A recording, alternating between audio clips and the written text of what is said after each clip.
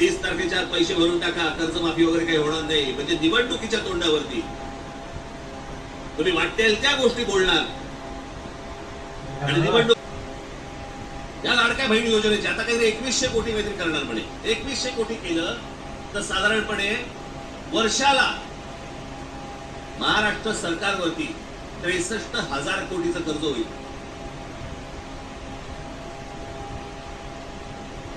म्हणजे ही योजना बंद होणार. कर्ज काढून दिवाळी साजरी करायला सांगितले कोणी? जे मूळ प्रश्न आहे, जे रोजगाराचे प्रश्न आहे, माझ्या महाराष्ट्रामध्ये माझ्या मराठी मुला मुलींना नोकऱ्यांचे प्रश्न आहेत, हे सोडवा. आस्थापना येत आहेत आणि तुम्ही बाहेरच्या लोकांना भरताय कंत्राटी कामगार म्हणून. माझ्या महाराष्ट्रामधल्या मुलांना कळत नाहीये, मुलींना कळत नाहीये, कारण आम्ही गुंतवलेत कशात? आम्ही जातीत गुंतवलेत. नाही आम्ही काय करायचंय. मी इतका भांबावलेला मराठी माणूस आजपर्यंत कधी बघितलं नाहीये. मी इतका राजकारणाचा झालेला चिखल देखील मी आजपर्यंत पाहिलेलं नाहीये. कोणत्याच गोष्टींचं आम्हाला गांभीर्य उरलेलं नाहीये.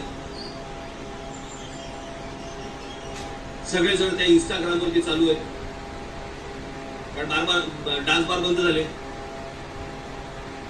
तिकडे जे हे चालायचं ते सगळं मोबाईलवरती आलं.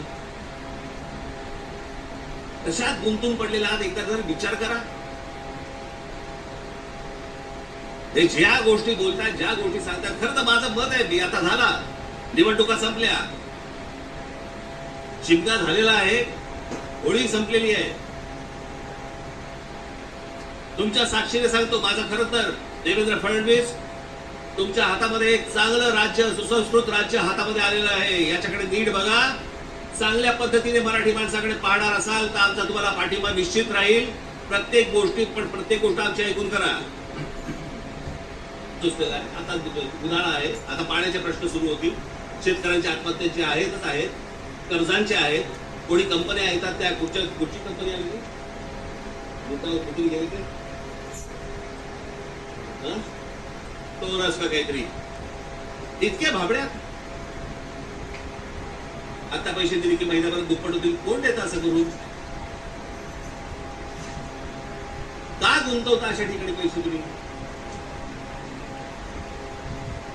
पण या सगळ्या ह्याच्यामध्ये मी तुम्हाला दोष देणार नाही. ही जी असुरक्षितता जी आलेली आहे ना, आर्थिक असुरक्षितता आलेली आहे, वैचारिक असुरक्षितता आलेली आहे, मंदिरांच्या बाहेर रांगाच्या रांगा लागल्या आहेत.